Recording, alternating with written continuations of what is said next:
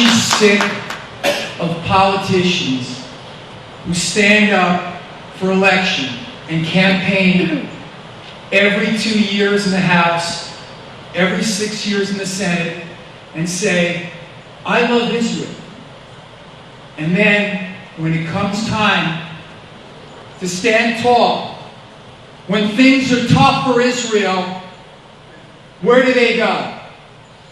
They shrink into the shadows and let the Obama administration dictate to them what the policy should be vis-a-vis the United States and Israel. A shift away from Israel. Those aren't politicians that are standing tall. It's easy to say that you love Israel, but it takes courage to stand up and actually back up your words with deeds.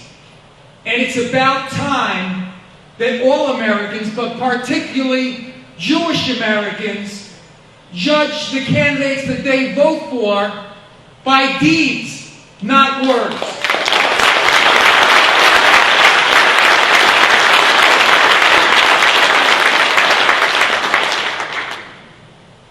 Ronald Reagan was one of those politicians that said what he meant and did what he said. I was here when Ronald Reagan addressed this congregation. I was fortunate enough to get a ticket. My brother was working in the Reagan administration. I had worked for Ronald Reagan before he became president. I was on his staff, his campaign staff, and then I went to law school and could no longer work with him. But it was one of the proudest days in my life as an American and as a Jew to be here in this hall, in this shul, and witness the first American president since George Washington to address a Jewish congregation in their synagogue.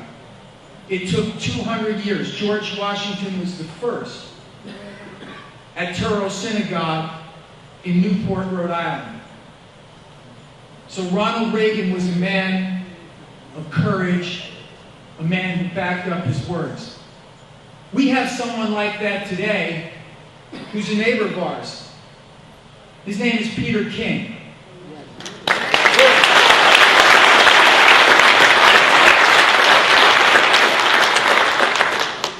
Peter King put my name into nomination at the Republican convention. He is the honorary chairman of my campaign. Peter King is the ranking member on the House Homeland Security Committee. Peter King is the author and sponsor of the resolution, America Stands by Israel.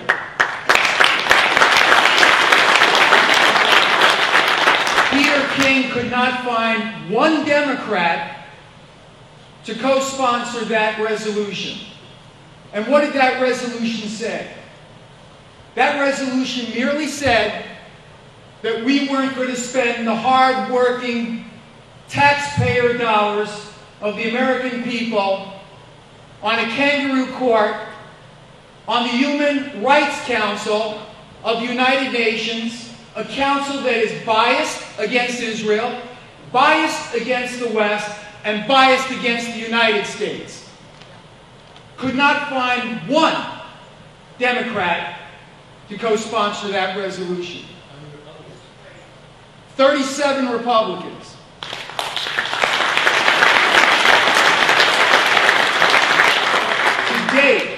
To date, there has not been a sponsor in the United States Senate for that resolution.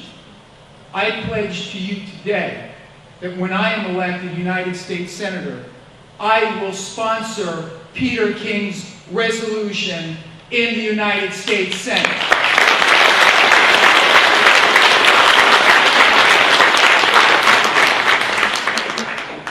Ladies and gentlemen, we are in grave times now. We are at a crossroads in America. America can go in one direction, which I think is a path to mediocrity, or we can go and get back on the right track based on the principles that made this the greatest nation in the world. We have a president who just doesn't get it. We have a president who doesn't stand firmly behind Israel because he sees the world through a different set of eyes.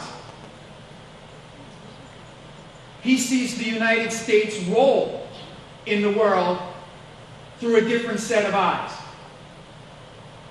I could not disagree with President Obama more fundamentally than on his policies towards Israel, his overall foreign policy, and his weakness in homeland security. I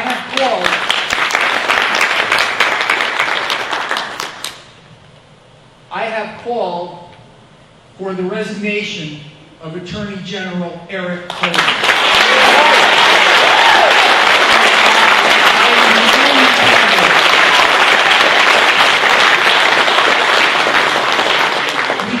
Separate the war against Israel with the war against terror.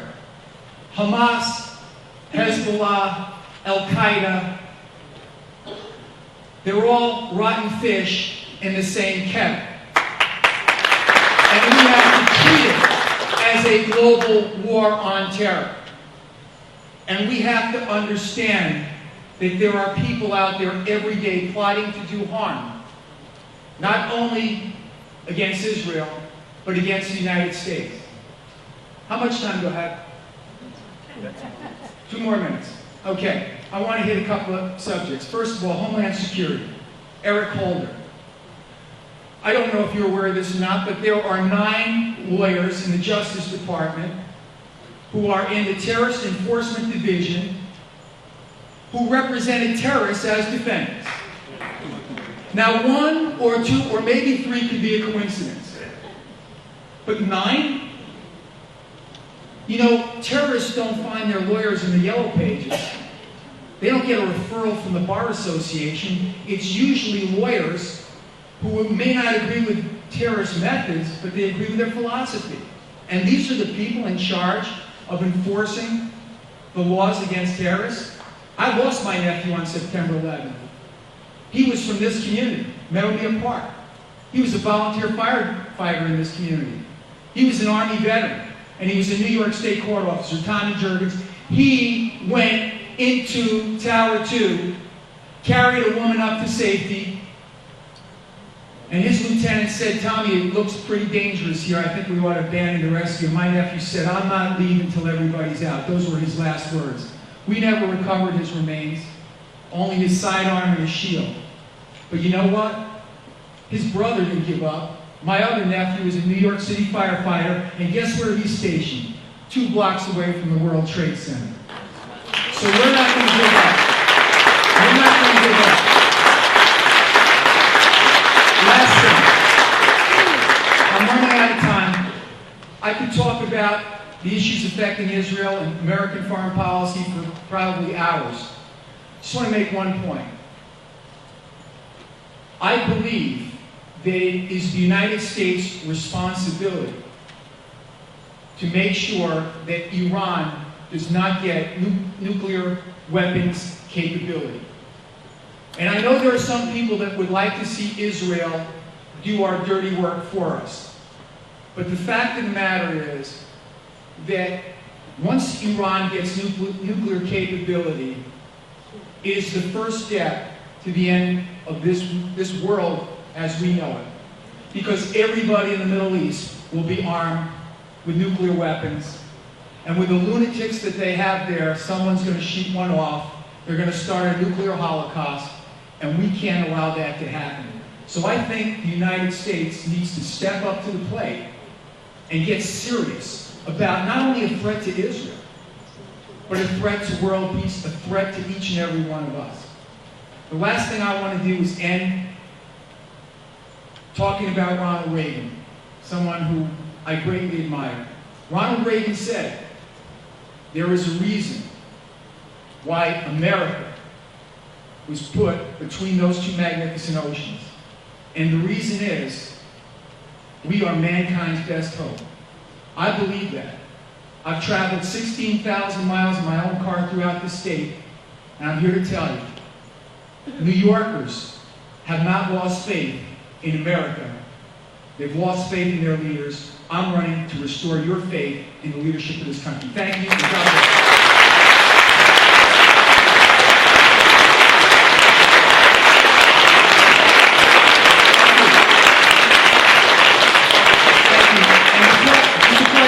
I got 11 seconds left, but just before I do, I want to recognize some friends. Howard Coppell, our county legislator, who took over my old seat down here, a dear friend, and a strong supporter of Israel. And I just want to say a word about Gary Burnson. I've known Gary Burnson now for a number of years. Gary was an operative. I guess that's the most I can say about your service in the Central Intelligence Agency. Gary, thank you for your service to this country.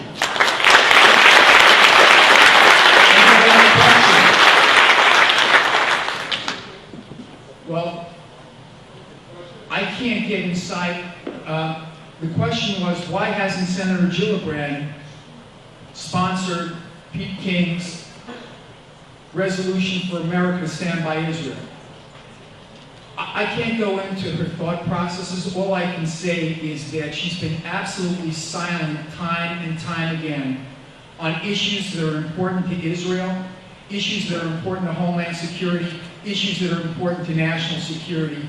And maybe she's afraid that Chuck Schumer will frown upon her if she takes a step away from him, or a step away from President Obama's policies. Gary's too polite to say it. The reason why Chuck Schumer has backed away from Israel is because he wants to be majority leader. So he'll do just about anything that Barack Obama wants him to do to become majority leader. Kirsten Gillibrand was appointed by Governor Patterson in a deal with Senator Schumer, and President Obama protected her from a primary, so she owes them a lot. And I guess maybe she won't get tickets to the Kennedy Center or to a state dinner or whatever, but it's a real lack of courage, and it's a big difference between me and Senator Gillibrand. Thank you for asking that question. My grandson is a New York City firefighter, and I wear this bracelet to his brother-in-law, who also died in 9/11. Well, tell him thank you. Tell him thank you for his service. How is it fix healthcare? Well, we're going to repeal the bad deal. That's how we're going to do it.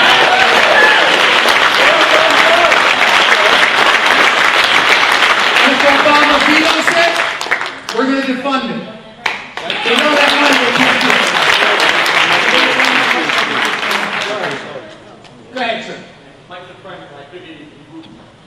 I heard that all through the campaign. Don't worry, Rahm Emanuel's going to be his chief of staff. Don't worry. Well, you know what? Unfortunately, there are people in this world that put ambition ahead of principle. And I'm here to tell you today that I am running for the United States Senate, not for ambition, not for the title, but because I see this country going in the wrong direction. And every generation before me sacrificed so I could have the opportunities that I had. And this is the first generation in 100 years that's predicted to do worse than the previous generation. And I just could not sit on the sidelines and let my son inherit a world that didn't have as much opportunity as I did. Thank you. God bless you all.